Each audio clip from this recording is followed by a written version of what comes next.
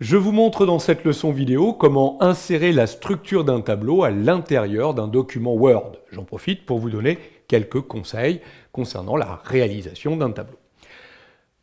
Pour créer un tableau, vous devez partir d'un paragraphe vierge. Alors attention, si je pars par exemple ici du titre et que j'appuie sur la touche Entrée, j'ai un paragraphe vierge, oui, mais j'ai récupéré la mise en forme du paragraphe du dessus. C'est-à-dire que mon paragraphe est centré, il a une taille de 22 points.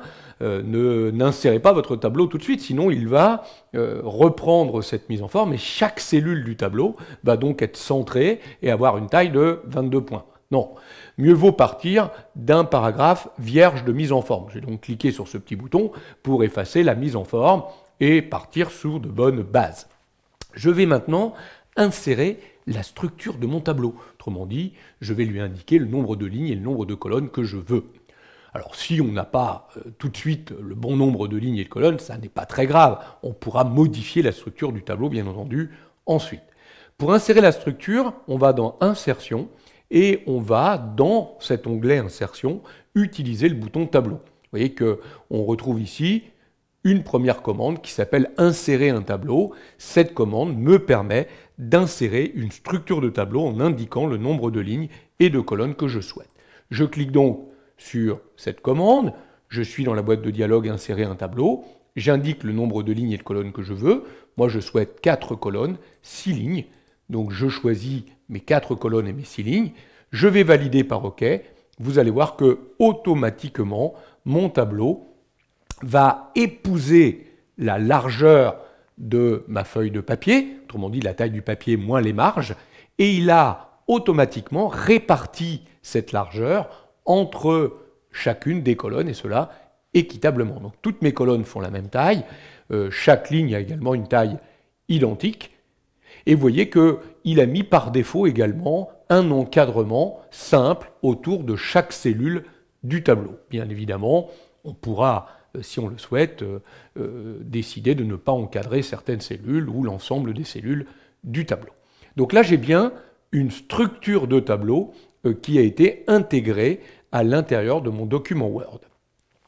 Autre remarque, dès que vous cliquez à l'intérieur du tableau, vous allez voir apparaître deux nouveaux onglets contextuels, Création de tableau, vous voyez, et Mise en page. Alors ces deux onglets sont très importants puisque c'est à l'intérieur de ces deux onglets qu'on va trouver toutes les commandes qui vont nous permettre de modifier la structure du tableau ou de modifier la présentation du tableau.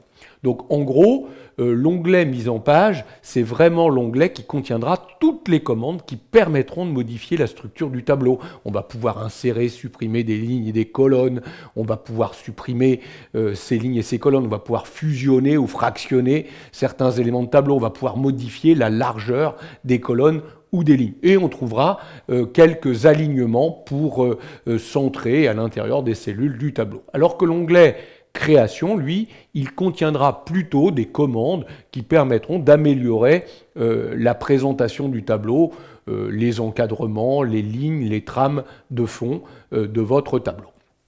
Voilà pour les deux onglets contextuels. Notez que si vous cliquez en dehors du tableau, les deux onglets disparaissent. Bien évidemment, ce sont des onglets contextuels, ils n'apparaissent que dans le cas où on se trouve à l'intérieur du tableau. Donc voilà quelques éléments importants. Regardez ici, il y a un petit bouton, on en reparlera après, celui-là, il sélectionne le tableau. Juste pour vous montrer, j'ai sélectionné ici le tableau, si j'appuie sur la touche Supr de mon clavier, je n'ai pas supprimé le tableau.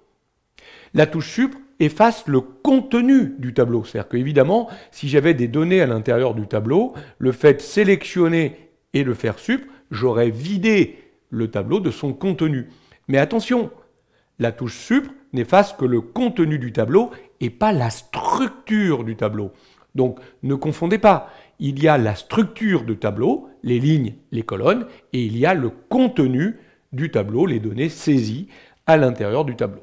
Pour supprimer le tableau, il faudra sélectionner le tableau et dans l'onglet Mise en page, on aura ici Supprimer et supprimer le tableau. On pourrait aussi le faire par un clic droit, n'importe où après avoir sélectionné le tableau, et on pourrait choisir de supprimer ici tout simplement le tableau. Ça, c'est la première façon d'insérer la structure du tableau, puis de la supprimer si on le souhaite. Une autre façon d'insérer la structure du tableau, c'est d'aller là encore dans Insertion, Tableau. Et là, regardez, plutôt que d'aller dans Insérer un tableau, on peut faire glisser la souris, vous voyez ici, sur les cellules qu'on veut intégrer. Donc vous voyez, en faisant 1 x 4, vous dites que vous voulez un tableau de 1 ligne et de 4 colonnes. Et ici, de 2 lignes et de 4 colonnes, et ainsi de suite. Donc vous voyez, je fais glisser, sauf que là, vous avez compris, je suis un peu limité, quoi. Au-delà de 10 colonnes, vous serez obligé de passer par insérer un tableau. Mais par rapport à ce que l'on souhaitait faire tout à l'heure, 4 colonnes et 6 lignes, on pourrait faire tableau 6 x 4, et vous voyez que ça revient bien au même résultat. Donc c'est une autre façon d'insérer la structure de notre tableau. Voilà les commandes que vous devez connaître pour insérer la structure du tableau. Et puis, vous avez compris, vous allez utiliser dans les vidéos, et nous allons le faire dans les vidéos suivantes, les différents boutons des onglets contextuels qui vont nous permettre de modifier la structure du tableau et de présenter un peu mieux ce tableau.